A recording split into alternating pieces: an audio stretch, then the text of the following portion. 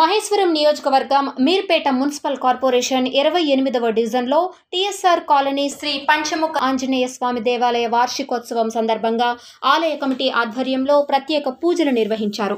అనంతరం స్వామివారిని దర్శించుకున్న చేవెళ్ల ఎంపీ అభ్యర్థి కొండా విశ్వేశ్వర్రెడ్డి, మహేశ్వరం నియోజకవర్గం BJP incharge Andela Sriramulu Yadav, BJP నాయకులు కోలన్ శంకర్ రెడ్డి, స్థానిక 28వ డివిజన్ కార్పొరేటర్ జిల్లెల అరుణ ప్రభాకర్ రెడ్డి, ఆలయ కమిటీ మెంబర్లు, కాలనీ వాసులు తదితరులు పాల్గొన్నారు. జయంతి సందర్భంగా మీర్పేట కార్పొరేషన్ లో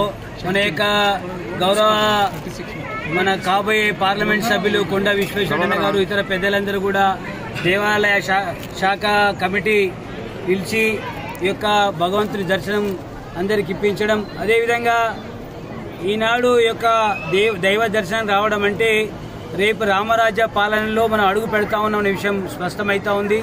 మోడీ గారు అయితే ఆశించినటువంటి అబ్కీ బార్ 400 పార్ అవుతుందో అందులో చేవెళ్ల పార్లమెంటు కొండా విశ్వేశ్వరరెడ్డి గారి స్థానం ఉండడం ఇది ఒక చారిత్రాత్మకం, ఇది ఒక హిస్టారికల్.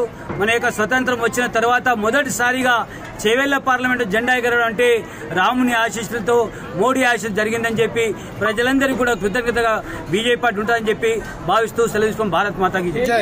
ఈరోజు పంచముఖ ఆంజనేయ స్వామి దర్శనం కలిగినందుకు నాకు చాలా సంతోషం.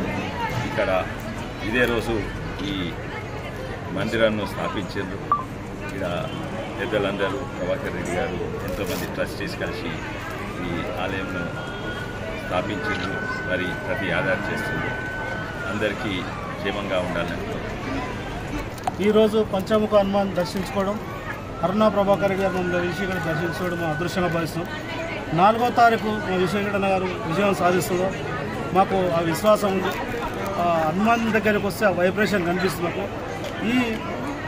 ఇక్కడ మేము దర్శించుకోవడం మా అదృష్టంగా భావిస్తున్నాం. రాబోయే రోజుల్లో హిందూ ధర్మాన్ని కాపాడాల్సిన ప్రతి ఒక్కరూ మనం హిందూ ధర్మాన్ని కాపాడాలి.